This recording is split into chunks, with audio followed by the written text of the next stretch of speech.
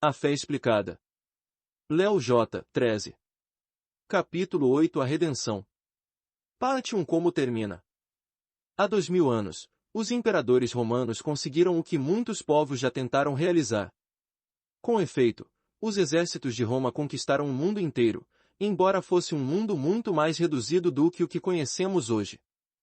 Compreendia os países conhecidos do sul da Europa, do norte da África e do ocidente da Ásia. Roma tinha a mão menos pesada com os seus países satélites que muitos impérios posteriores com os seus. Enquanto se portavam bem e pagavam os seus impostos a Roma, quase não eram incomodados. Uma guarnição de soldados romanos, sob as ordens de um procônsul ou governador, permanecia de vigília em cada país. Mas, fora isso, permitia-se às nações conservarem o seu próprio governo local e seguirem as suas próprias leis e costumes. Tal era a situação da Palestina nos tempos de Nosso Senhor Jesus Cristo. Roma era o chefe supremo, mas os judeus tinham seu próprio rei, Herodes, e eram governados pelo seu próprio parlamento ou conselho, chamado Sinédrio. Não tinham partidos políticos como os que conhecemos hoje, mas algo muito parecido à nossa máquina política moderna. Essa máquina política compunha-se dos sacerdotes judeus, para quem política e religião eram a mesma coisa, dos fariseus, que eram os de sangue azul do seu tempo, e dos escribas, que eram os homens de leis. Com certas exceções, a maioria desses homens pertencia ao tipo dos que hoje chamamos políticos aproveitadores. Tinham empregos cômodos e agradáveis, e enchiam os bolsos à custa do povo, a quem oprimiam de mil maneiras. Assim andavam as coisas na Judéia e na Galiléia quando Jesus percorria os seus caminhos e atalhos pregando a mensagem do amor de Deus ao homem e da esperança do homem em Deus. Enquanto fazia os seus milagres e falava do reino de Deus que vinha estabelecer, muitos dos seus ouvintes, tomando as suas palavras literalmente, pensavam em termos de um reino político, em vez de espiritual. Aqui e ali falavam de fazer de Jesus o seu rei, um rei que expulsaria os odiados romanos. Tudo isso chegou ao conhecimento dos sacerdotes, escribas e fariseus, e esses homens corrompidos começaram a temer que o povo pudesse arrebatar-lhes as suas comodas e lucrativas posições. Esse temor converteu-se em ódio exacerbado quando Jesus os condenou publicamente pela sua avareza, hipocrisia e dureza de coração. O Catecismo da Igreja Católica explica ainda que desde o início do ministério público de Jesus, fariseus e adeptos de Herodes, com sacerdotes e escribas, se mancomunaram para matá-lo. Em virtude de certos atos por ele praticados, expulsão de demônios, perdão dos pecados, curas em dia de sábado, interpretação original dos preceitos de pureza da lei, familiaridade com os publicanos e os pecadores públicos, Jesus pareceu, a alguns mal-intencionados, suspeito de possessão demoníaca. Foi acusado de blasfemo e de falso profetismo, crimes religiosos que a lei punia com a pena de morte sob forma de apedrejamento, N. 574. Começaram então a pensar de que modo podiam fazer calar esse Jesus de Nazaré que lhes tirava a tranquilidade. Várias vezes enviaram sicários para matá-lo, apedrejando ou lançando-o a um precipício. Mas, de cada vez, Jesus, não havia chegado ainda a sua hora, escapou facilmente do cerco dos que pretendiam assassiná-lo. Finalmente, começaram a procurar um traidor, alguém suficientemente íntimo de Jesus para que pudesse entregá-lo às suas mãos sem falhar, um homem cuja lealdade pudesse ser comprada. Judas Iscariotes era o homem. Infelizmente para ele, dessa vez tinha chegado a hora de Jesus. A sua tarefa de revelar as verdades divinas aos homens estava concluída, e ele encerrará a preparação dos seus apóstolos. Agora esperava a chegada de Judas prostrado no seu próprio suor de sangue. Um suor que o conhecimento divino da agonia que o esperava lhe arrancava do organismo físico angustiado, confronte com N. 612. Porém, mais do que a presciência da sua paixão, a angústia que o fazia suar sangue era produzida pelo conhecimento de que, para muitos, esse sangue seria derramado em vão. No horto de Getsemaní, Jesus concedeu à sua natureza humana que provasse e conhecesse, como só Deus pode, a infinita maldade do pecado e todo o seu tremendo horror. Judas chega, e os inimigos de Jesus levam-no a um julgamento que havia de ser uma paródia da justiça. A sentença de morte já tinha sido acertada pelo Sinédrio, antes mesmo de certas testemunhas subornadas e contraditórias terem prestado declarações. A acusação era bem simples: Jesus proclamava-se Deus, e isso era uma blasfêmia. E como a blasfêmia era castigada com a morte, para a morte devia ir.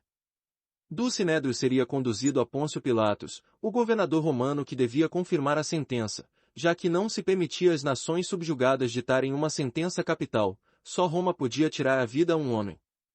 Quando Pilatos se negou a condenar Jesus à morte, os chefes judeus ameaçaram-no de criar-lhe dificuldades, denunciando-o a Roma por incompetência.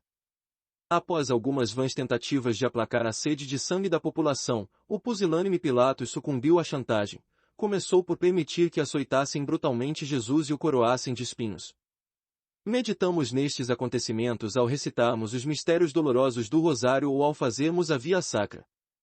Também meditamos no que aconteceu no dia seguinte, por volta do meio-dia, quando ressoou no Calvário o golpear dos martelos e o torturado Jesus pendeu da cruz, durante 3 horas, morrendo finalmente, para que nós pudéssemos viver, nessa sexta-feira que chamamos Santa. Enquanto Jesus não morresse na cruz em resgate pelos pecados dos homens, nenhuma alma podia entrar no céu, ninguém podia ver Deus face a face. Como, não obstante, tinham existido muitos homens e mulheres que haviam crido em Deus e na sua misericórdia, e guardado as suas leis, essas almas não haviam merecido o inferno e permaneciam, até aquele momento, num estado de felicidade puramente natural, sem visão direta de Deus. Eram muito felizes, mas com a felicidade que nós poderíamos alcançar na terra, se tudo nos corresse perfeitamente bem. O estado de felicidade natural em que essas almas aguardavam a completa revelação da glória divina chama-se limbo. A essas almas Jesus apareceu enquanto seu corpo jazia na sepultura, para lhes anunciar a boa nova da sua redenção, para, poderíamos dizer, acompanhá-las e apresentá-las pessoalmente a Deus Pai como suas primícias. A isto nos referimos quando rezamos no credo que Jesus desceu à mansão dos mortos. A morada dos mortos a que Cristo morto desceu é chamada pela Escritura os infernos, Sheol ou Hada, visto que os que lá se encontravam estavam privados da visão de Deus. Este era, com efeito, o estado de todos os mortos, maus ou justos, que estavam à espera do Redentor, o que não significa que a sorte deles fosse idílica, como Jesus mostra na parábola do pobre Lázaro recebido no seio de Abraão, confronte com LC 16, 22, 26. Foram precisamente essas almas santas, que esperavam o seu libertador no seio de Abraão, que Jesus libertou ao descer aos infernos, Ket. Rom. 1, 6, 3. Jesus não desceu aos infernos para lhe libertar os condenados nem para abolir o inferno da condenação, mas para libertar os justos que o haviam precedido n. 633. Como a morte de Jesus foi real, foi a sua alma que apareceu no limbo, o seu corpo inerte, do qual a alma se havia separado, jazia no sepulcro. Durante todo esse tempo, no entanto, a sua pessoa divina permanecia unida tanto à alma como ao corpo, disposta a reuni-los de novo ao terceiro dia. Segundo havia prometido, Jesus ressuscitou dentre os mortos ao terceiro dia. Havia prometido também que retomaria a vida pelo seu próprio poder, não pelo de outro. Com esse milagre, daria a prova indiscutível e concludente de que era Deus. O relato da ressurreição, acontecimento que celebramos no domingo de Páscoa, é sobejamente conhecido. A cega obstinação dos chefes judeus imaginava derrotar os planos de Deus colocando os seus guardas junto do sepulcro, a fim de manterem o corpo de Jesus encerrado e seguro. Porém, sabemos do estupor que se apossou dos guardas nessa madrugada e como rolou a pedra que fechava a entrada do sepulcro, quando Jesus saiu. Jesus ressuscitou dentre os manos com um corpo glorificado, idêntico ao que teremos quando ressuscitarmos. Era um corpo, espiritualizado, livre das limitações impostas pelo mundo físico. Corpo era, e é, um corpo que não pode sofrer ou morrer, um que irradiava a luminosidade e a beleza de uma alma unida a Deus, um corpo que a matéria não podia interceptar, podendo passar através das paredes como se não existissem, um corpo que não precisava caminhar com passos laboriosos, mas que podia deslocar-se de um lugar para outro com a velocidade do pensamento, um corpo livre de necessidades orgânicas como comer, beber ou dormir. Jesus ressuscitado estabelece com os seus discípulos relações diretas, desse modo em que estes o apalpam e com ele comem. Convida-os a reconhecer que não é um espírito, e sobretudo a verificar que o corpo ressuscitado com o qual se lhes apresenta é o mesmo que foi martirizado e crucificado, pois ainda traz as marcas da sua paixão.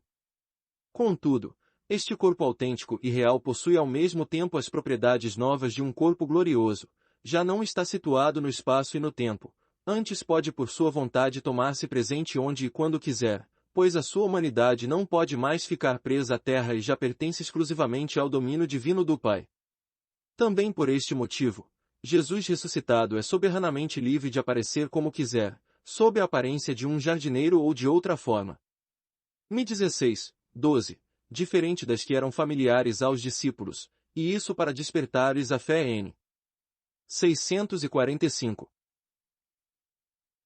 Diante desses testemunhos, impossível interpretar a ressurreição de Cristo fora da ordem física e não reconhecido já como um fato histórico. Os fatos mostram que a F6 dos discípulos foi submetida à prova radical da paixão e morte na cruz do seu mestre, anunciada antecipadamente por ele. O abalo provocado pela paixão foi tão grande que os discípulos, pelo menos alguns deles, não creram de imediato na notícia da ressurreição. Longe de nos apresentar uma comunidade tomada de exaltação mística, os evangelhos apresentam-nos os discípulos abatidos, com o rosto sombrio, LC 24, 17, e assustados. Por isso não acreditaram nas santas mulheres que voltavam do sepulcro, e as palavras delas pareceram-lhes um desvario, IJC 24, 1. Quando Jesus se manifestou aos 11 na tarde da Páscoa, censurou-lhes a incredulidade e a dureza. O coração, por não terem dado crédito aos que o tinham visto ressuscitado, Mi 16, 14. Mesmo confrontados com a realidade de Jesus ressuscitado, os discípulos ainda duvidam, pensam estar vendo um espírito. Perplexos, LC por causa da alegria. Não podiam acreditar ainda e permaneciam 24, 41. Tomé experimentará a mesma provação da dúvida, e quando da ótima aparição na Galileia, referida por Mateus, alguns ainda duvidavam, MT 28, 17. Por isso, a hipótese segundo a qual a ressurreição teria sido um produto da fé, ou da credulidade, dos apóstolos carece de consistência. Muito pelo contrário, a sua fé na ressurreição nasceu, sob a ação da graça divina, da experiência direta da realidade de Jesus ressuscitado, NS. 643, 4. Além de provar a sua ressurreição, Jesus tinha outra finalidade a cumprir nesses 40 dias, completar a preparação e missão dos seus apóstolos. Na última ceia, na noite da Quinta-feira Santa, tinha-os ordenado sacerdotes. Agora, na noite do domingo de Páscoa, complementa-lhes o sacerdócio, dando-lhes o poder de perdoar os pecados. Quando lhes aparece em outra ocasião, cumpre a promessa feita a Pedro e faz dele o chefe da sua igreja. Explica-lhes o Espírito Santo, que será o Espírito dador de vida na sua igreja. Traça-lhes as linhas gerais do ministério que terão de exercer. E, finalmente, no Monte das Oliveiras, no dia em que comemoramos a Quinta-feira da Ascensão, dá-lhes a missão final de ir e pregar ao mundo inteiro, abençoa-os pela última vez e sobe aos céus. A última aparição de Jesus termina com a entrada irreversível da sua humanidade na glória divina, simbolizada pela nuvem e pelo céu, onde a partir de então está sentado à direita de Deus. 56 De modo excepcional e único é que mostrará a Paulo como que é um aborto, 1 Cor 15, 8, numa última aparição que o constitui apóstolo.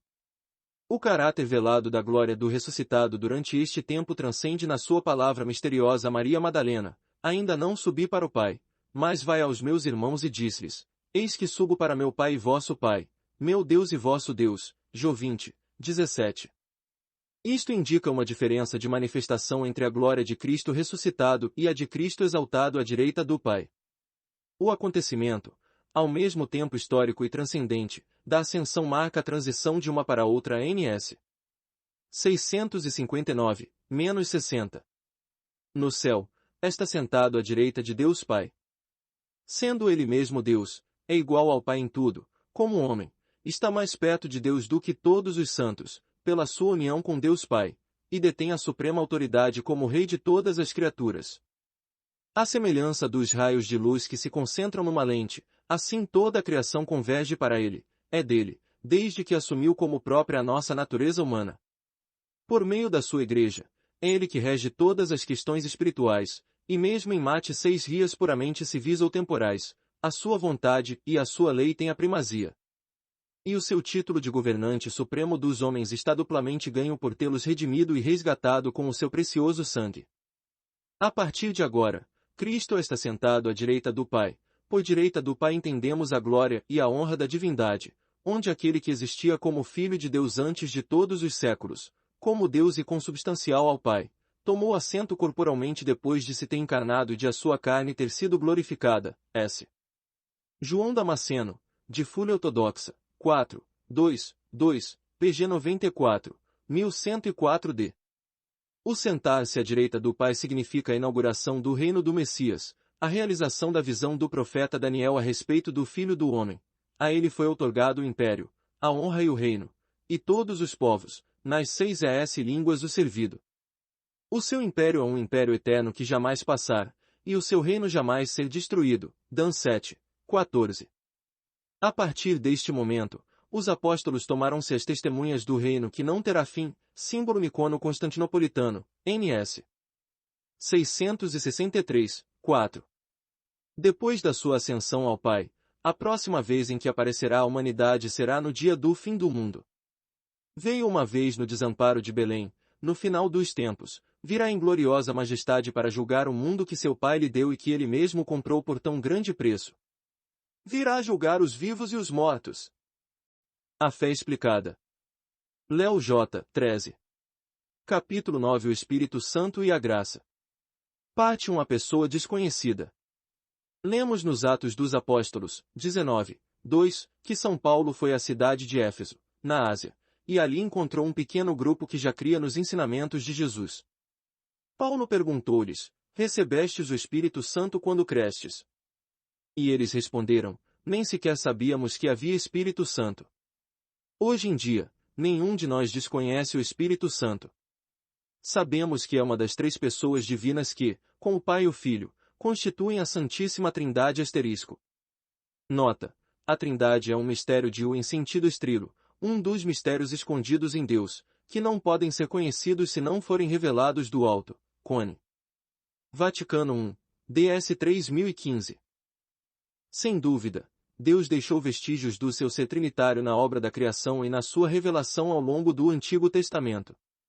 Mas inacessível a pura razão a intimidade do seu ser como Santíssima Trindade constitui um misto, e até mesmo a fé de Israel, antes da encarnação do Filho de Deus e da missão do Espírito Santo, N 237.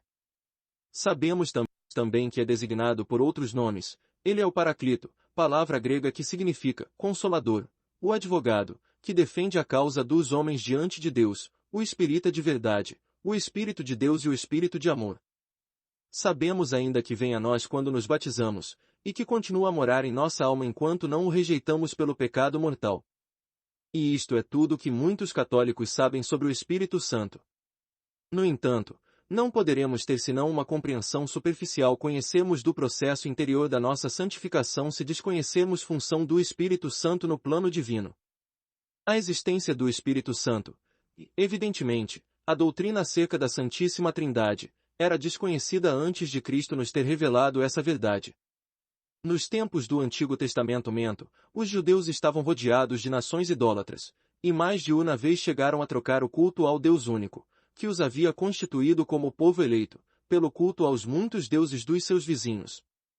Em consequência, Deus, por meio dos seus profetas, inculcava-lhes insistentemente a ideia da unidade divina. Não quis, pois, complicar as coisas revelando ao homem pré-cristão que existem 3 pessoas em Deus. Havia de ser Jesus Cristo quem nos comunicasse este vislumbre maravilhoso da natureza íntima da divindade. Antes de começarmos a estudar o Espírito Santo em particular, é oportuno recordarmos aqui brevemente a essência da natureza divina, na medida em que temos capacidade para entendê-la. Sabemos que o conhecimento que Deus tem de si mesmo é um conhecimento infinitamente perfeito. Quer dizer, a imagem que Deus tem de si na sua representação mente divina é uma representação perfeita de si mesmo. Porém, essa não seria perfeita se não fosse uma representação viva. Viver, existir, é próprio da natureza divina. Uma imagem mental de Deus que não vivesse não seria uma representação perfeita.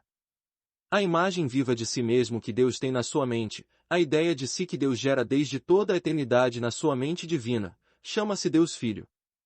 Poderíamos dizer que Deus Pai é Deus no ato eterno de pensar-se a si mesmo, Deus Filho é o pensamento vivo e eterno, que se gera nesse ato de pensar. E ambos, o pensador e o pensado, existem na mesma e única natureza divina. Há um só Deus, mas em duas pessoas. Mas não acaba aqui.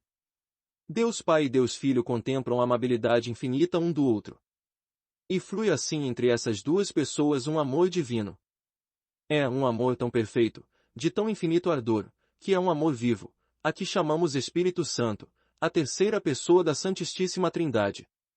Como dois vulcões que trocam entre si uma mesma corrente de fogo, o Pai e o Filho correspondem-se eternamente por meio dessa chama viva de amor. Por isso dizemos no Credo Niceno que o Espírito Santo procede do Pai e do Filho. Esta é a vida interior da Santíssima Trindade, Deus que conhece, Deus conhecido e Deus que ama e é amado. Três pessoas divinas, cada uma distinta das outras duas na sua relação com elas e, ao mesmo tempo, possuidora da mesma e única natureza divina em absoluta e perfeita unidade.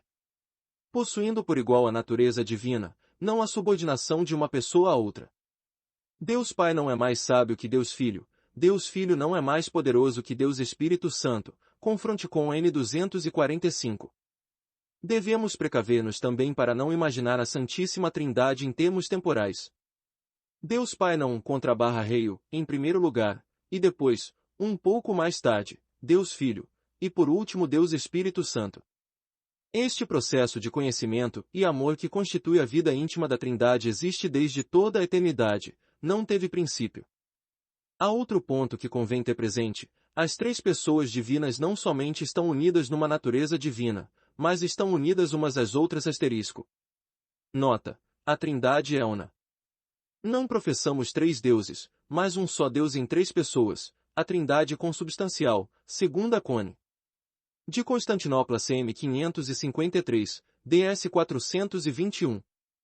As pessoas divinas não dividem entre si a seismica divindade, mas cada uma delas é Deus por inteiro. O Pai é aquilo que é o Filho é aquilo que é o Pai, o Espírito Santo é aquilo que são o Pai e o Filho, isto é, um só Deus quanto à natureza. Chicone, de Toledo em 675, DS 530. Cada uma das três pessoas é esta realidade, isto é, a substinda, a essência ou a natureza divina. Quarta Cone.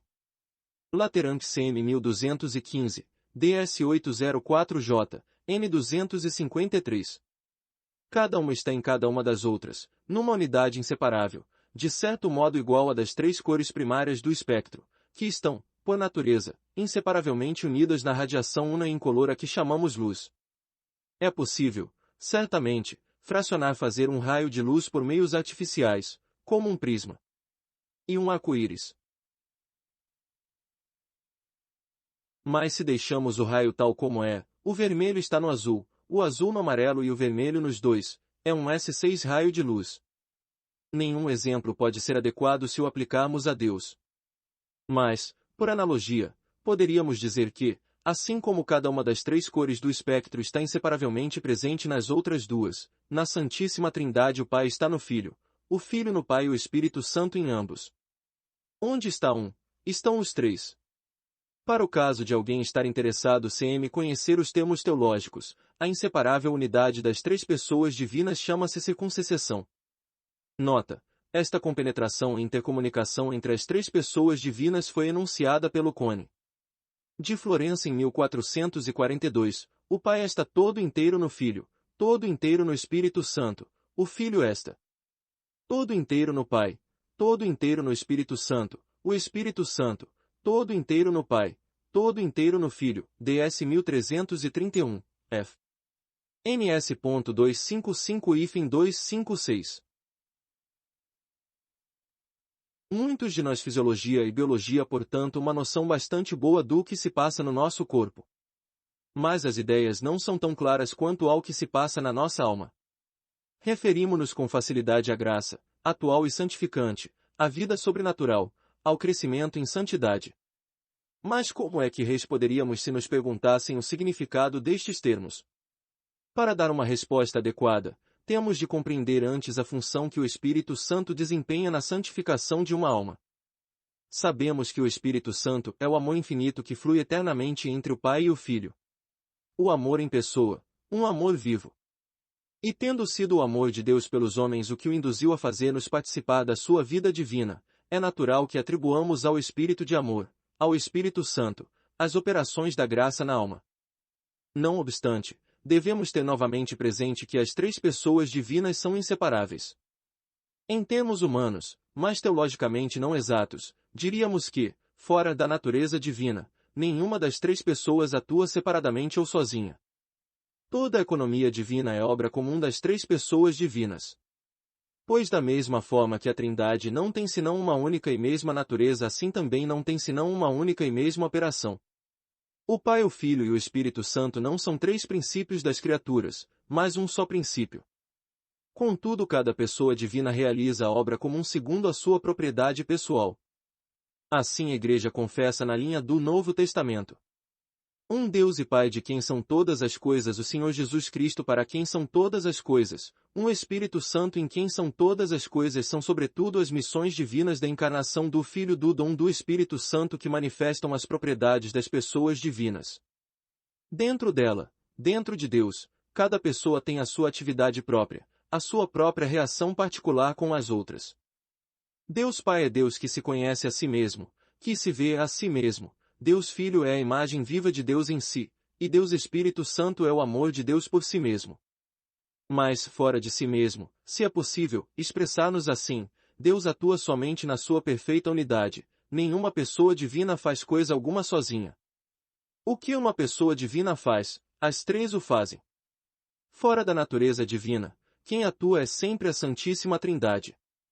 Utilizando um exemplo muito caseiro e inadequado, diríamos que o único lugar em que o meu cérebro, coração e pulmões atuam por si mesmos é dentro de mim, cada um desenvolve ali a sua função em benefício dos outros.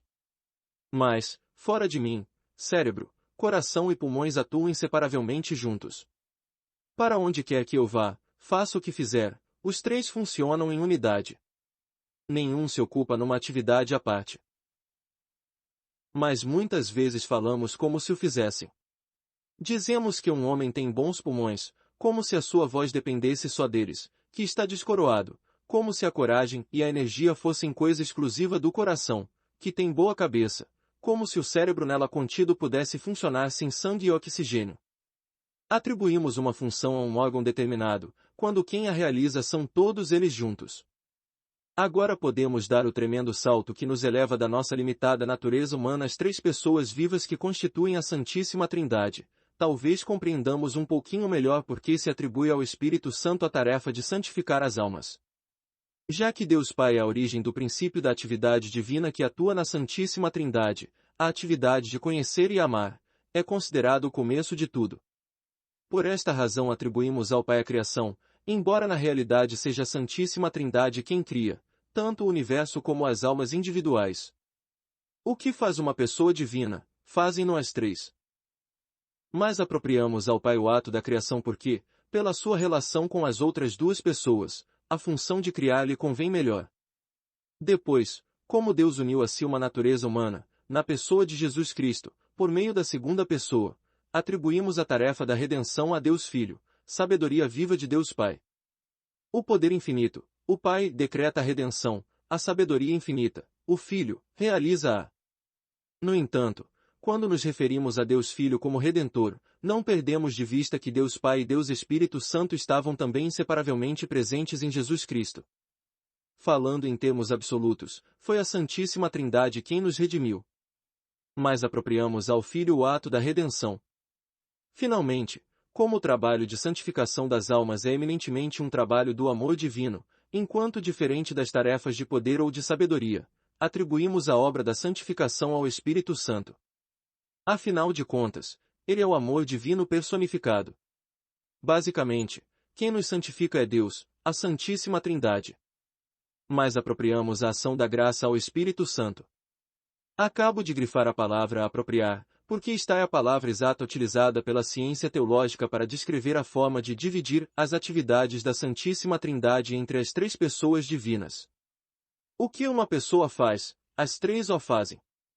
E, no entanto, certas atividades parecem mais apropriadas a uma pessoa que às outras.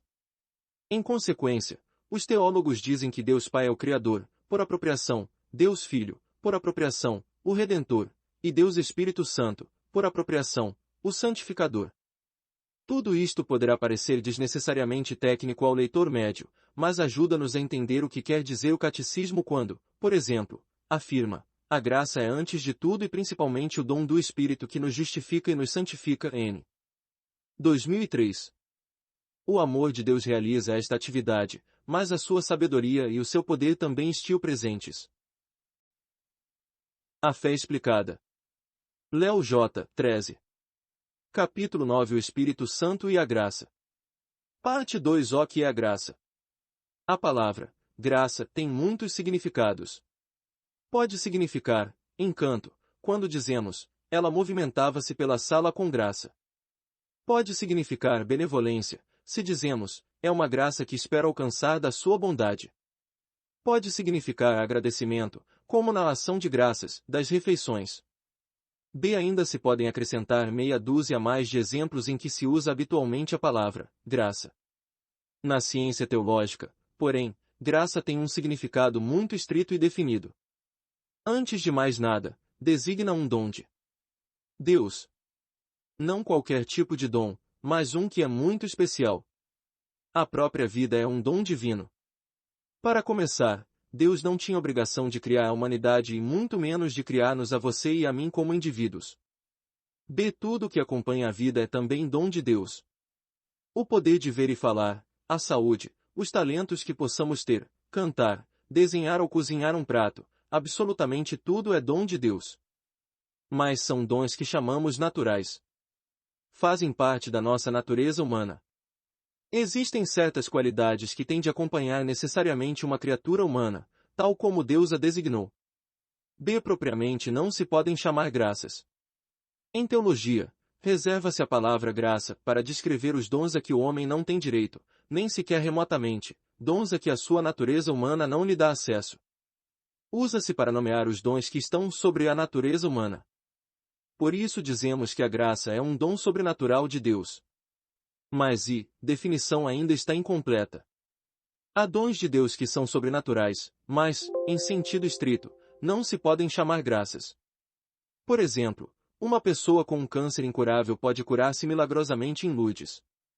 Neste caso, a saúde dessa pessoa será um dom sobrenatural, pois foi-lhe restituída por meios que ultrapassam a natureza. Mas, se quisermos falar com precisão, essa cura não é uma graça. Há também outros dons que, sendo sobrenaturais na sua origem, não podem ser qualificados como graças. Por exemplo, a Sagrada Escritura, a Igreja ou os sacramentos são dons sobrenaturais de Deus. Mas este tipo de dons, por sobrenaturais que sejam, atuam fora de nós. Não seria incorreto chamá-los graças externas. A palavra graça, porém, quando utilizada em sentido simples e por si, refere-se àqueles dons invisíveis que residem e operam na alma. Assim, precisando um pouco mais a nossa definição, diremos que graça é um dom sobrenatural e interior de Deus. Mas isto levanta-nos imediatamente outra questão. Às vezes, Deus dá a alguns eleitos o poder de predizer o futuro. É um dom sobrenatural e interior. Chamaremos graça ao dom de profecia.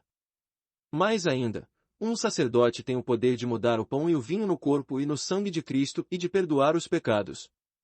Graças são, certamente, dons sobrenaturais e interiores. Serão a resposta a ambas as perguntas. Estes poderes, ainda que sejam sobrenaturais e interiores, são dados para benefício de outros, não daquele que os possui. O poder que tem um sacerdote de oferecer a missa não lhe foi dado para si mesmo, mas para o corpo místico de Cristo. Um sacerdote pode estar em pecado mortal, e, no entanto, a sua missa será válida e obterá graças para os outros.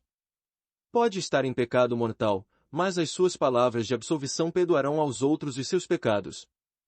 Isto leva-nos a acrescentar outro elemento à nossa definição de graça: é um dom sobrenatural e interior de Deus, concedido para a nossa própria salvação. Uma última questão: se a graça é um dom de Deus, a que não temos absolutamente nenhum direito, por que nos é concedida? As primeiras criaturas, conhecidas, a quem se concedeu a graça foram os anjos e Adão e Eva. Não nos surpreende que, sendo a bondade infinita, Deus tenha dado a sua graça aos anjos e aos nossos primeiros pais. Não a mereceram, é certo, mas, embora não tivessem direito a ela, não eram positivamente indignos desse domingo. Não obstante, depois que Adão e Eva pecaram, eles, e nós, seus descendentes, não só não mereciam a graça, como eram indignos, e com eles, nós, de qualquer dom além dos naturais ordinários, próprios da natureza humana. Como se pôde satisfazer a justiça infinita de Deus, ultrajada pelo pecado original, para que a sua bondade infinita pudesse atuar de novo em benefício dos homens? A resposta arredondará a definição de graça. Sabemos que foi Jesus Cristo quem, pela sua vida e morte, prestou à justiça divina a satisfação devida pelos pecados da humanidade. Foi Jesus Cristo quem nos ganhou e mereceu a graça que Adão, com tanta precipitação, havia perdido. E assim completamos a nossa definição dizendo, a graça tem um dom de Deus, sobrenatural e interior, que nos tem concedido pelos méritos de Jesus Cristo para nossa salvação, confronte com N. 2000. Uma alma, ao nascer, está às escuras e vazia, sobrenaturalmente morta. Não existe nenhum laço de união que a ligue a Deus. Não tem comunicação.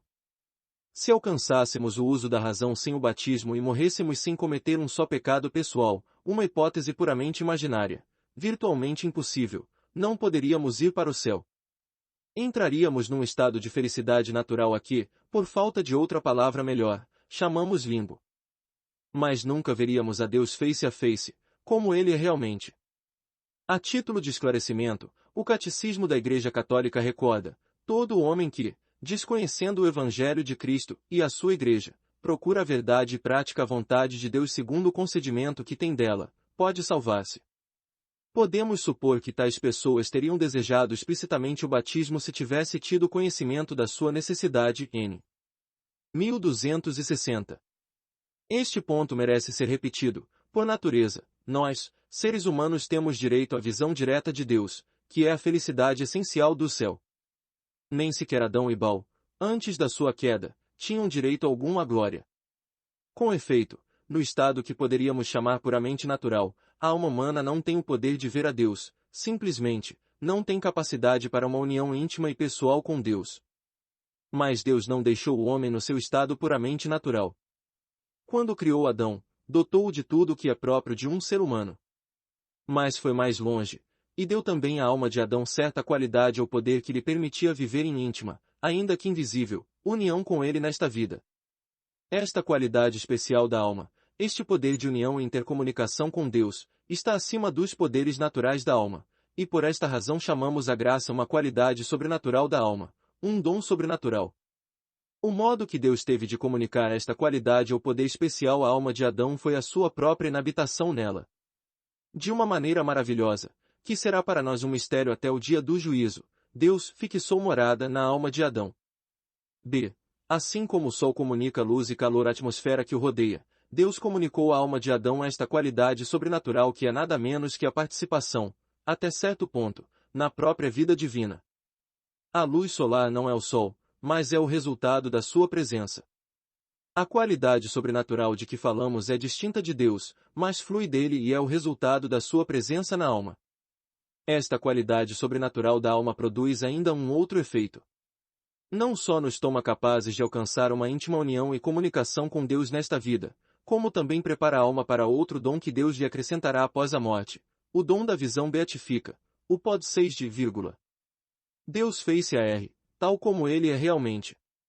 O leitor já terá reconhecido nessa qualidade sobrenatural da alma, de que falamos acima o dom de Deus a que os teólogos chamam graça santificante, descrevia antes de nomeá-la, na esperança de que o nome tivesse mais plena significação quando chegássemos a ele. E no dom acrescentado da visão sobrenatural após a morte aquilo a que os teólogos chamam em latim numen gloria. E, isto é, luz da glória. Ora bem, a graça santificante a preparação necessária, um pré-requisito para esta luz da glória. Como uma lâmpada elétrica se tornaria inútil se não houvesse uma tomada onde ligá-la, assim a luz da glória não poderia aplicar-se a uma alma que não possuísse a graça santificante. Mencionei atrás a graça santificante referida a Adão. Deus, no mesmo ato em que o criou, colocou-o acima do simples nível natural, elevou-o a um destino sobrenatural conferindo-lhe a graça santificante. Pelo pecado original, Adão perdeu essa graça para si e para nós. Jesus Cristo, pela sua morte na cruz, transpôs o abismo que separava o homem de Deus. O destino sobrenatural do homem foi restaurado. A graça santificante é comunicada a cada homem individualmente no sacramento do batismo. A graça de Cristo é o dom gratuito que Deus nos faz da sua vida, infundida pelo Espírito Santo em nossa alma, para curá-la do pecado e santificá-la. Trata-se da graça santificante ou edificante, recebida no batismo.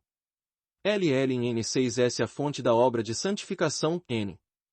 1999. Quando nos batizamos, recebemos a graça santificante pela primeira vez. Deus, o Espírito Santo, por apropriação estabelece a sua morada em nós. Com a sua presença, comunica à alma essa qualidade sobrenatural que faz com que, de uma maneira grande e misteriosa, ele se veja em nós e, consequentemente, nos ame. E já que esta graça santificante nos foi conquistada por Jesus Cristo, por ela estamos unidos a Ele, compartilhamo-la com Cristo, e Deus, por conseguinte, nos vê como vê o seu Filho, e cada um de nós se toma filho de Deus. Às vezes, a graça santificante é chamada também 6M graça habitual, porque tem por finalidade ser a condição habitual, permanente, da alma. Uma vez unidos a Deus pelo batismo, deveríamos conservar sempre essa união, invisível aqui, visível na glória. A fé explicada. Léo J. 13. Capítulo 9 O Espírito Santo e a Graça. Parte 3 A graça que vai e vem. Deus criou-nos para a visão beatífica, para essa união pessoal que é a essência da felicidade do céu. Para nos tomar capazes de vê-lo diretamente, dar-nos-á um poder sobrenatural a que chamamos luz da glória. Esta luz da glória, no entanto, não poderá ser concedida senão à alma já unida a Deus pelo dom prévio a que chamamos graça santificante. Se entrássemos na eternidade sem a graça santificante, teríamos perdido a Deus para sempre. Uma vez recebida a graça santificante no batismo, é questão de vida ou morte conservarmos esse dom até o fim. E se fossemos atingidos por essa catástrofe voluntária que é o pecado mortal, seria de uma terrível urgência recuperarmos o precioso dom que o pecado nos arrebatou, o dom da vida espiritual que é a graça santificante que teríamos matado na nossa alma. É também importante que incrementemos a graça santificante dentro de nós, ela pode crescer. Quanto mais uma alma se purifica de si, melhor corresponde à ação de Deus. Na medida em que o eu egoísta e egocêntrico se reduz, aumenta a graça santificante. E o grau da nossa graça santificante determinará o grau da nossa felicidade no céu. Duas pessoas podem contemplar o teto da Capela Sistina e ter um prazer completo à vista da obra mestra de Michelangelo. Mas a que tiver melhor formação artística obterá um prazer maior que a outra, de gosto menos cultivado, embora também a de menor gosto artístico fique totalmente satisfeita, nem sequer perceberá que perde algo, ainda que esteja perdendo muito. De um modo semelhante, todos seremos perfeitamente felizes no céu. Mas o grau da nossa felicidade dependerá da acuidade espiritual da nossa visão. E esta, por sua vez, depende do grau em que a graça santificante tiver impregnado a nossa alma. Estas são, pois, as três condições em relação à graça santificante: primeiro, que a conservemos permanentemente até o fim; segundo, que a recuperemos imediatamente se a perdemos pelo pecado mortal; terceiro, que procuremos crescer em graça, com a ânsia de quem vê o céu como meta. Mas nenhuma destas condições é fácil de cumprir, nem sequer possível. Como a vítima de um bombardeio que vagueia desfalecida e obnubilada por entre as ruínas, assim a natureza humana se tem arrastado através dos séculos, desde a explosão provocada pela rebelião do pecado original, com o juízo permanentemente distorcido, a vontade permanentemente debilitada. Custa tanto reconhecer o perigo a tempo. É tão difícil aderir sinceramente ao maior bem que devemos praticar. É tão duro afastar o olhar da lunática sugestão do pecado. Por estas razões, a graça santificante, como um rei rodeado faz-se perceber e acompanhar por um conjunto de auxílios especiais de Deus, são as graças atuais. Uma graça atual é um impulso transitório e momentâneo, uma descarga de energia espiritual, com que Deus toca a alma para mantê-la em movimento, algo de parecido com a pancada que um mecânico dá à roda com a mão. Uma graça atual pode atuar sobre a mente ou sobre a vontade, normalmente sobre as duas. E Deus concede-a sempre para um dos três fins que mencionamos acima: preparar o caminho para infundir a graça santificante, ou restaurá-la se a perdemos, para conservá-la na alma ou para incrementá-la. Podemos esclarecer o modo como opera descrevendo a sua ação uma pessoa imaginária que tivesse perdido a graça santificante pelo pecado mortal. Primeiro, Deus ilumina a mente do pecador para que veja o mal que cometeu. Se este aceita essa graça, admitirá no seu íntimo: ofendi a Deus em matéria grave, cometi um pecado mortal. Pode, evidentemente, repelir essa primeira graça e dizer: isto que fiz não foi tão mal, muita gente faz coisas piores. Se o fizer, provavelmente não terá uma segunda graça. No curso normal da providência divina, uma graça gera a seguinte. Este é o significado das palavras de Jesus: ao que tem, dá-se-lhe, e ter em abundância, mas ao que não tem, tirares-lhe até o que julga ter. MT 25, 29. Suponhamos, porém, que o pecador aceita a primeira graça. Então virá a segunda. Desta vez, será um fortalecimento da vontade que lhe permitirá fazer um ato de contrição. Meu Deus, gemerá ele por dentro, se eu morresse assim, perderia o céu e iria para o inferno. Com que ingratidão paguei o teu amor? Meu Deus, não farei isto nunca mais. Se a sua contrição for perfeita, se o seu motivo principal for o amor a Deus, a graça santificante retomará imediatamente a sua alma, Deus reatará imediatamente a união com essa alma. Se for imperfeita, baseada principalmente no temor à justiça divina, haverá um novo preciso impulso da graça. Com a mente iluminada, o pecador dirá: confessar-me. A sua vontade fortalecida decidirá: vou confessar-me. E no sacramento da penitência a sua alma recobrará a graça santificante. Está aqui um exemplo concreto de como opera a graça atual. Sem a ajuda de Deus, não poderíamos alcançar o céu. É assim tão simples a função da graça. Sem a graça santificante, não seremos capazes da visão beatífica. Sem a graça atual, não seremos capazes de nos manter em graça santificante por um longo período de tempo. Sem a graça atual, não poderemos recuperar a graça santificante no caso de virmos a perdê-la. Dada a absoluta necessidade da graça, reconfortante recordar outra verdade que também é matéria de fé, que Deus dá a cada alma graça suficiente para alcançar o céu. Ninguém se condena a não ser por culpa própria, por não utilizar as graças que Deus lhe dá. Porque podemos, sem dúvida, repelir a graça. A graça de Deus atua em e por meio da vontade humana, não destrói a nossa liberdade de escolha. É verdade que é ela que faz quase todo o trabalho, mas Deus requer a nossa cooperação. Da nossa parte, o que devemos fazer é não levantar obstáculos à sua ação na nossa alma. A livre iniciativa de Deus pede a livre resposta do homem, pois Deus criou o homem à sua imagem, conferindo-lhe, com a liberdade, o poder de conhecê-lo e amá-lo. A alma só pode entrar livremente na comunhão do amor. Deus toca imediatamente e move diretamente o coração do homem. Ele colocou no homem uma aspiração à verdade e ao bem, que S6 ele pode satisfazer plenamente. N 2002. Referimos-nos principalmente às graças atuais, a esses impulsos divinos que nos inclinam a conhecer o em e a realidade-lo. Talvez um exemplo possa ilustrar a relação da graça com o livre-arbítrio. Suponhamos que uma doença me reteve na cama por longo tempo. Já estou convalescente, mas tenho que aprender a andar de novo. Se tentar fazê-lo sozinho, cairei de bruços. Por isso, um bom amigo trata de ajudar-me. Passa-me o braço pela cintura e eu me apoio firmemente no seu ombro. Suavemente, passeia-me pelo quarto. Já ando outra vez. É verdade que quem realiza quase todo o trabalho é o meu amigo, mas há uma coisa que ele não pode fazer por mim, que os meus pés se levantem do chão. Se eu não tentasse pôr um pé diante do outro.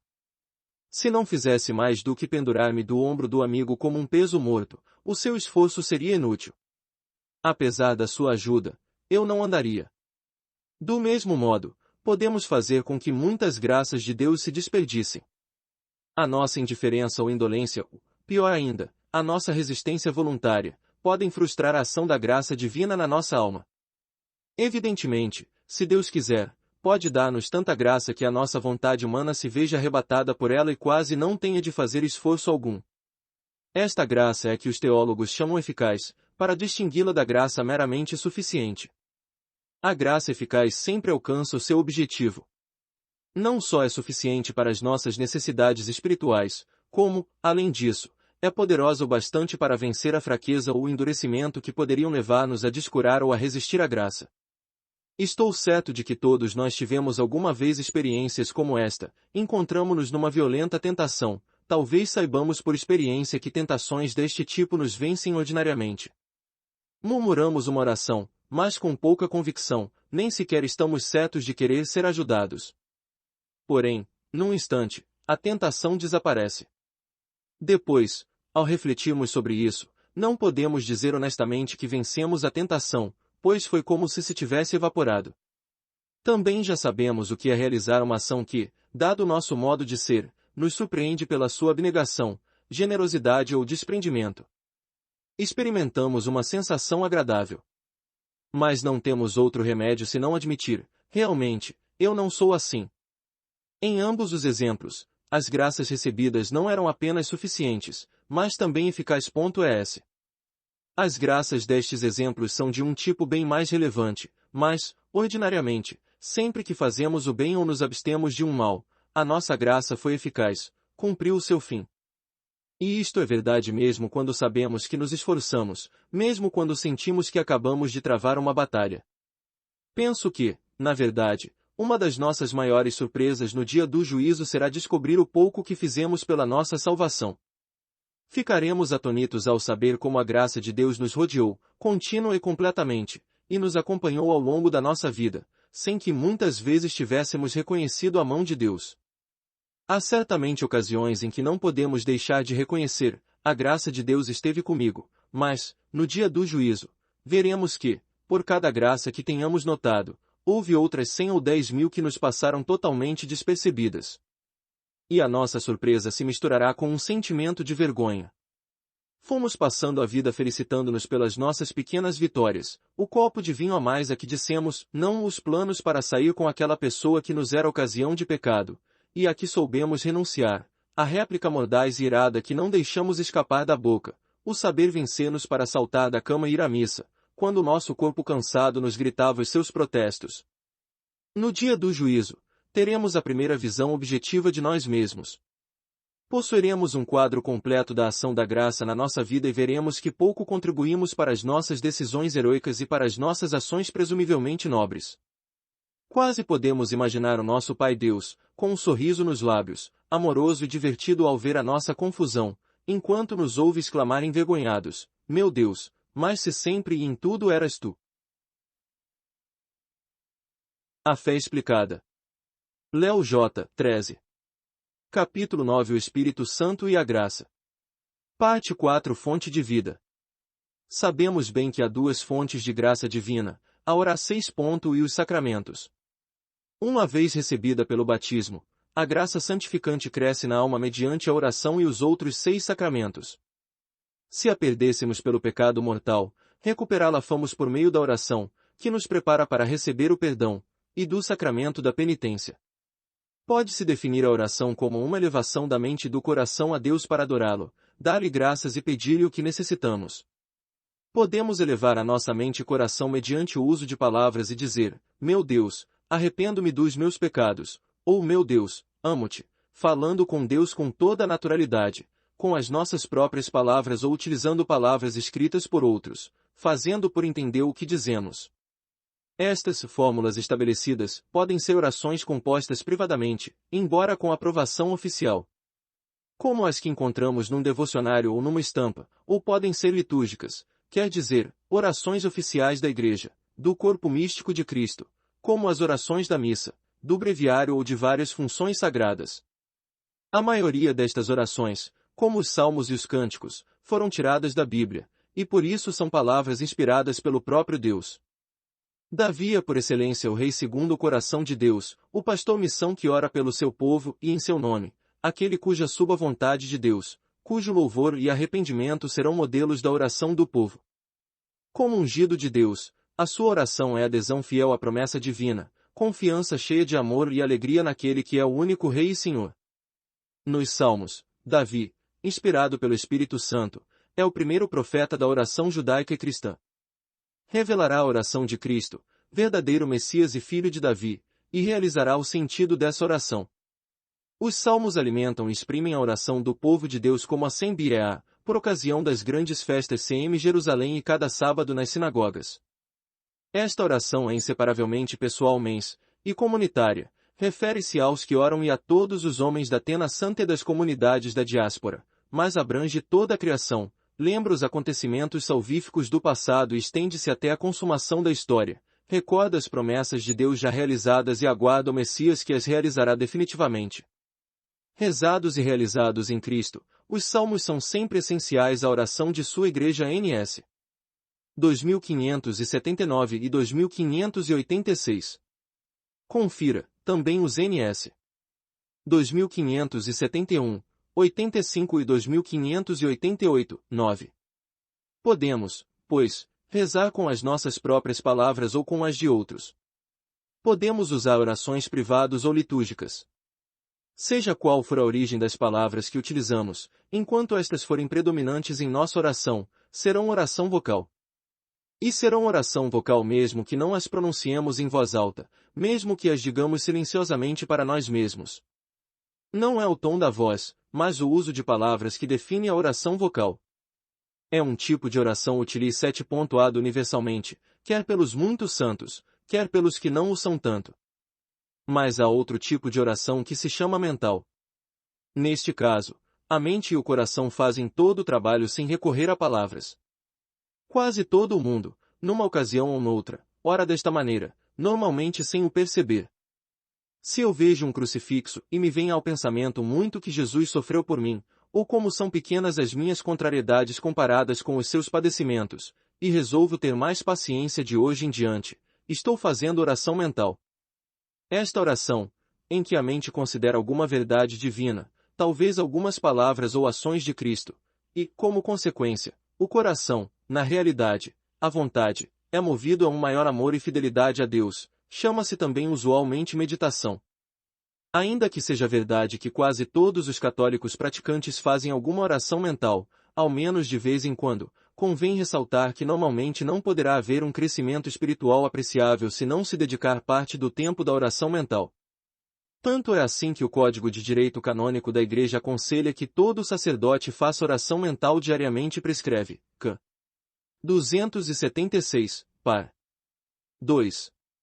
A maioria das ordens religiosas prepara os seus membros pelo menos uma hora diária de oração mental. Para um fiel comum, uma maneira muito simples e frutuosa de fazer oração mental será ler um capítulo do Evangelho todos os dias. Terá que procurar uma hora e um lugar livres de ruídos e distrações, e proceder à leitura numa meditação pausada. Depois, dedicará alguns minutos a ponderar na sua mente o que leu, fazendo que cale fundo e aplicando-o à sua vida pessoal, o que o levará ordinariamente a formular algum propósito. Além da meditação, existe outra forma de oração mental, uma forma mais elevada de oração, que se chama contemplação. Estamos acostumados a ouvir que os santos foram contemplativos, e o mais comum é que pensemos que a contemplação é coisa reservada a conventos e mosteiros. No entanto, a contemplação é algo a que todo cristão deveria tender. É uma forma de oração a que a nossa meditação nos conduzirá gradualmente, se nos aplicarmos a uma regulamentem. É difícil descrever a oração contemplativa, porque há muito pouco que descrever. Poderíamos dizer que é o tipo de oração em que a mente e o coração se elevam a Deus e nele descansam. A mente ao menos está inativa. Os movimentos que possa haver são só do coração, ou vontade, para Deus. Se há trabalho, é feito pelo próprio Deus, que agora pode agir com toda a liberdade no coração que tão firmemente aderiu a ele. Antes de que alguém exclame, eu nunca poderei contemplar, deixem que lhes pergunte, alguma vez vocês se ajoelharam, ou sentaram, numa igreja silenciosa, talvez depois da missa ou ao sair do trabalho, e permaneceram ali alguns minutos, sem pensamentos conscientes, talvez apenas olhando o sacrário, sem meditar, unicamente com uma espécie de ânsia, e saíram da igreja com uma sensação desacostumada de fortaleza, decisão e paz. Se foi assim, praticaram oração de contemplação, quer o soubessem ou não. Então, não digamos que a oração de contemplação está fora das nossas possibilidades. É o tipo de oração que Deus quer que todos nós alcancemos, é o tipo de oração a que as demais, a vocal, tanto privada como litúrgica, e a mental, tendem a conduzir-nos. É o tipo de oração que mais contribui para o nosso crescimento em graça. Esta nossa maravilhosa vida interior, esta participação na própria vida de Deus que é a graça santificante, cresce com a oração. Cresce também com os sacramentos que se seguem ao batismo. A vida de um bebê desenvolve-se com cada expiração que faz, com cada grama de alimento que toma, com cada movimento dos seus músculos informes. Assim também os outros 6 sacramentos constroem sobre a primeira graça que o batismo infundiu na alma. E isso também é verdade com relação ao sacramento da penitência. Ordinariamente, pensamos que o sacramento da confissão é o sacramento que devolve a vida quando se perdeu a graça santificante pelo pecado mortal. Não há dúvida de que esse é o fim primário da penitência. Mas, além de ser remédio que devolve a vida, é remédio que a revigora. Imaginar que se trata de um sacramento exclusivamente reservado ao perdão dos pecados mortais seria um erro sumamente infeliz. A confissão tem um fim secundário, para a alma que já está em estado de graça, é um sacramento tão dador de vida como é a Sagrada Eucaristia. Por isso recebem com frequência os que não querem conformar-se com uma vida espiritual medíocre. No entanto, o sacramento que é fonte de vida por excelência é o da Sagrada Eucaristia. Mais que nenhum outro, enriquece e intensifica a vida da graça em nós. A própria forma do sacramento nolo diz.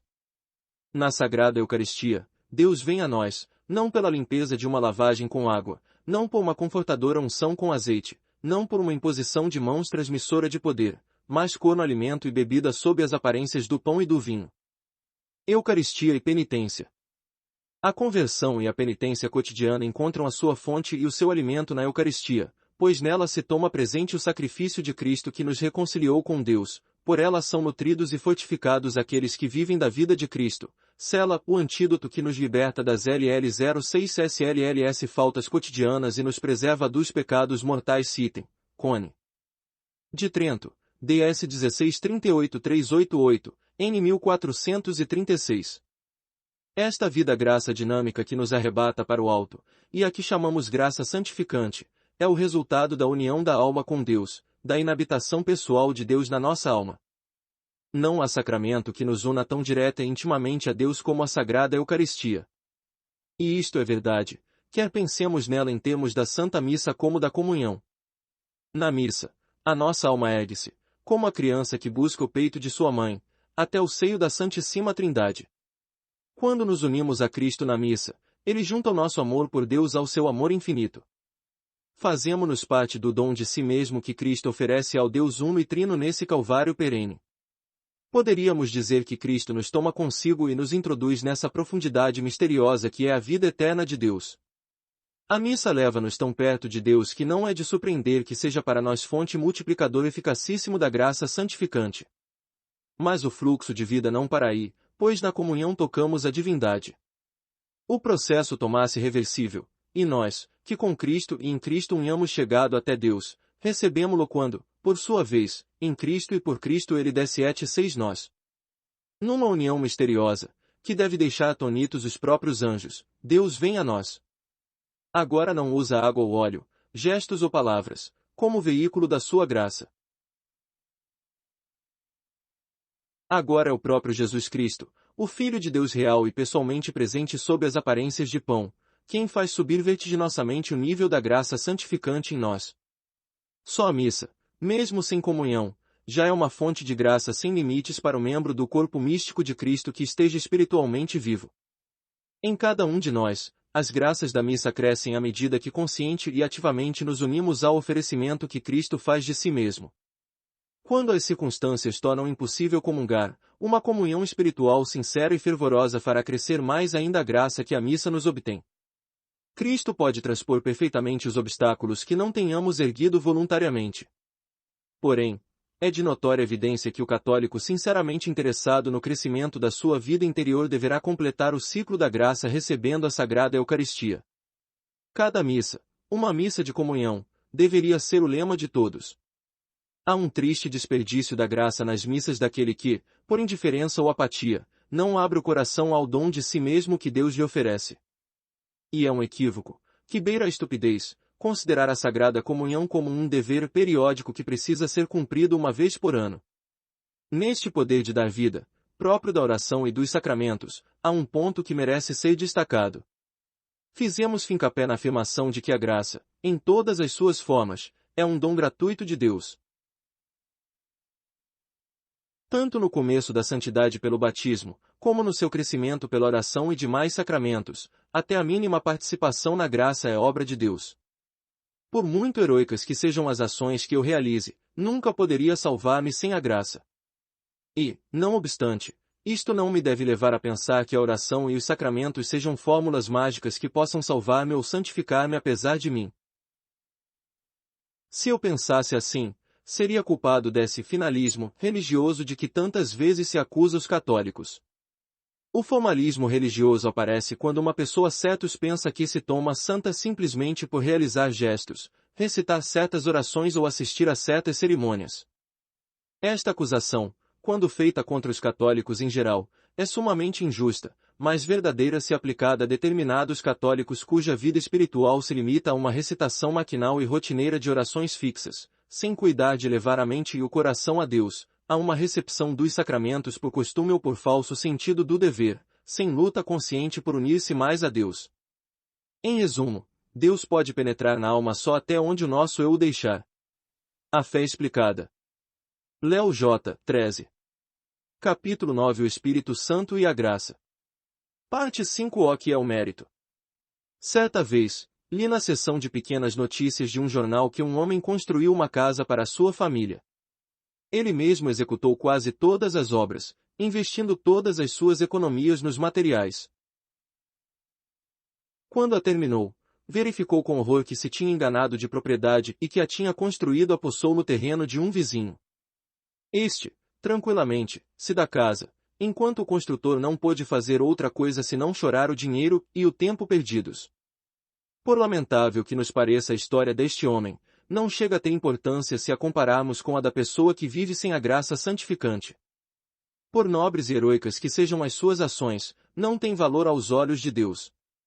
Se não recebeu o batismo ou está em pecado mortal, essa alma separada de Deus vive seus dias em vão. As suas dores e tristezas, os seus sacrifícios e bondades, tudo está desprovido de valor eterno, desperdiça-se diante de Deus. Não existe mérito no que faz. Então, o que é esse mérito? O mérito foi definido como aquela propriedade de uma obra boa certo que habilita quem a realiza a receber uma recompensa. Estou de que todos concordamos em afirmar que, em geral, agir bem exige certo esforço.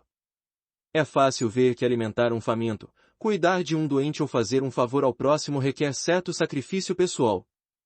Vê-se facilmente que estas ações têm um valor, e que por isso merecem, ao menos potencialmente, um reconhecimento, uma recompensa. Mas esta recompensa não pode ser pedida a Deus, se ele não teve parte nessas ações, se não existe comunicação entre Deus e aquele que as faz. Se um operário não quer que o incluam na folha de pagamento, não poderá exigir o seu salário por mais que trabalhe. Por isso, só a alma que está em graça santificante pode adquirir méritos pelas suas ações. É esse estado que dá valor de eternidade a uma ação.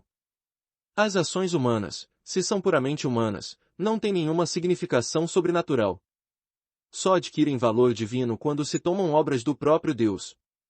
E as nossas ações S6. Em certo sentido obra de Deus quando Ele está presente numa alma pela graça santificante. Diante de Deus, em sentido estritamente jurídico, não há mérito da parte do homem. Entre Ele e nós, a desigualdade é infinita, pois dele, que é nosso Criador, recebemos tudo. Aliás, o próprio mérito do homem depende de Deus. As suas boas ações procedem em Cristo das inspirações e auxílio do Espírito Santo. A caridade de Cristo em nós constitui a fonte de todos os nossos méritos diante de Deus. A graça, unindo-nos a Cristo com o amor ativo, assegura a qualidade sobrenatural dos nossos atos e, por conseguinte, o seu mérito tanto diante de Deus como diante dos homens. Os santos sempre tiveram viva consciência de que os seus méritos eram pura graça. NS, 2007 e 2011, confronte com também os NS. 2571, SS 2588, 9. E isto é tão verdadeiro que a menor das nossas ações adquire valor sobrenatural quando a fazemos em união com Deus. Tudo o que Deus faz, ainda que o faça através de instrumentos livres, tem valor divino. Isto permite que a menor das nossas obras, desde que moralmente boa, seja meritória enquanto tivermos a intenção, ao menos habitual, de fazer tudo por Deus. Se o mérito é a propriedade de uma obra boa que habilita quem a realiza a receber uma recompensa, a pergunta imediata e lógica será: que recompensa? As nossas ações sobrenaturalmente boas merecem, mas merecem o quê? A recompensa é tripla: primeiro, um aumento de graça santificante; segundo, a vida eterna; e, terceiro, maior glória no céu. Sobre a segunda parte desta recompensa, a vida eterna, é interessante ressaltar um aspecto. Para a criança batizada, o céu é uma herança que lhe cabe pela sua adoção como filha de Deus, incorporada em Cristo, mas para o cristão no uso da razão, o céu é tanto herança como recompensa que Deus promete aos que o servem. Quanto ao terceiro elemento do prêmio, o na maior glória no céu, vemos que é consequência do primeiro. O nosso grau de glória dependerá do grau de união com Deus, da medida em que a graça santificante tiver empapado a nossa alma. A nossa graça capacidade de glória no céu crescerá tanto quanto crescer em nós. No entanto, para alcançarmos a vida eterna e o grau de glória que tenhamos merecido, devemos, é claro, morrer em estado de graça. O pecado mortal arrebata todos os nossos méritos, como a falência de um banco arruína as economias de toda uma vida. E não há maneira de adquirir méritos depois da mané, nem no purgatório, nem no inferno, nem sequer no céu. Esta vida, e só esta vida, é o tempo de prova, o tempo de merecer. Mas é consolador saber que os méritos que podemos perder pelo pecado mortal se restauram tão logo a alma se reconcilia com Deus por um ato de contrição perfeita ou por uma confissão bem feita. Os méritos revivem no momento em que a graça santificante volta à alma. Em outras palavras, o pecador contrito não tem que começar de novo, o seu tesouro anterior de méritos não está perdido para sempre. Para você e para mim, que significa, na prática, viver em estado de graça santificante? Para responder à questão, observemos dois homens que trabalham juntos no mesmo escritório, na mesma fábrica, loja ou fazenda. Para quem os observe casualmente, os dois são muito parecidos. Têm a mesma categoria de trabalho, ambos são casados e têm família, ambos levam essa vida que poderíamos qualificar como respeitável. Um deles, porém, é o que poderíamos chamar indiferente. Não pratica nenhuma religião, e poucas vezes, para não dizer nenhuma, pensa em Deus. A sua filosofia é que a felicidade de cada qual depende dele mesmo, e por isso deve procurar tirar da vida tudo o que esta pode oferecer. Se eu não o consigo, diz ele, ninguém o fará por mim. Não é um mau homem. Pelo contrário, em muitas coisas desperta admiração. Trabalha como um escravo porque quer triunfar na vida e dá à família tudo o que haja de melhor. Dedica-se sinceramente aos seus, orgulhoso da mulher, a quem o considera uma companheira encantadora e generosa, devotado aos filhos, nos quais vê uma prolongação de si mesmo. Eles são a única imortalidade que me interessa, diz ele aos seus amigos. É um bom amigo, apreciado por todos os que o conhecem, moderadamente generoso e consciente dos seus deveres cívicos. A sua laboriosidade, sinceridade, honradez e delicadeza não se baseiam em princípios religiosos, isso é decente ou honesto, explica, tenho que fazê-lo por respeito a mim mesmo e aos outros. Temos aqui em breves traços o retrato do homem naturalmente bom. Todos nós tropeçamos com ele alguma vez e, ao menos externamente, enchemo-nos de vergonha pensando em mais de uma pessoa que se chama cristã, mas parece encontrar-se muito abaixo na escala moral. E, apesar disso, sabemos que esse homem falha no mais importante. Não faz o que é decente, não se comporta com respeito por si mesmo e pelos outros, porque ignora a única coisa realmente necessária, o fim para que foi criado, amar a Deus e provar esse amor cumprindo a vontade divina. Precisamente por ser tão bom em coisas menos transcendentais, a nossa compaixão por ele é maior, a nossa oração por ele mais compassiva. Dirijamos agora a nossa atenção ao outro homem, esse que trabalha sentado à mesa, diante de um computador ou no balcão contíguo. À primeira vista, parece uma cópia do primeiro, não há diferença, em posição, família, trabalho e persona ou idade. Mas existe uma diferença incalculável que os olhos não podem apreciar facilmente, porque reside na intenção. A vida do segundo não se baseia no decente ou no respeito por si mesmo, ou, pelo menos, não principalmente. Os afetos e aspirações naturais, que partilha com todo o gênero humano, nele se transformam em afetos e aspirações mais altos, o amor a Deus e o desejo de cumprir a sua vontade. A sua esposa não é apenas a companheira no lar, é também companheira no altar. Ele e ela estão associados a Deus e ajudam-se mutuamente a caminhar para a santidade, cooperam com Deus na criação de novos seres humanos destinados à glória eterna. O amor que dedica aos filhos não é a mera extensão do amor por si mesmo, vê-os como uma solene prova de confiança que Deus lhe dá, considera-se como simples administrador que um dia terá que prestar contas dessas almas. O seu amor por eles, como o amor à mulher, é parte do seu amor a Deus. O seu trabalho é mais do que uma oportunidade de ganhar a vida e progredir. É parte da sua paternidade sacerdotal, é meio para atender às necessidades materiais da sua família e parte do plano querido por Deus para ele. Realiza assim o melhor que pode o seu trabalho, porque compreende que ele próprio é um instrumento nas mãos de Deus para completar a obra da criação no mundo. O trabalho humano procede imediatamente das pessoas criadas à imagem de Deus e chamadas a prolongar, umas com e para as outras, a obra da criação dominando a terra. O trabalho é, pois, um dever. Se algum de vós não quer trabalhar, também não coma. 2 T's 3, 1 0. O trabalho honra os dons do Criador e os talentos recebidos. Também pode ser redenor. Suportando em união com Jesus, o artesão de Nazaré e o crucificado do Calvário, o que o trabalho tem de penoso, o homem colabora de certa maneira com o Filho de Deus na sua obra redentora e mostra-se discípulo de Cristo, carregando a cruz de cada dia na atividade que é chamado a realizar.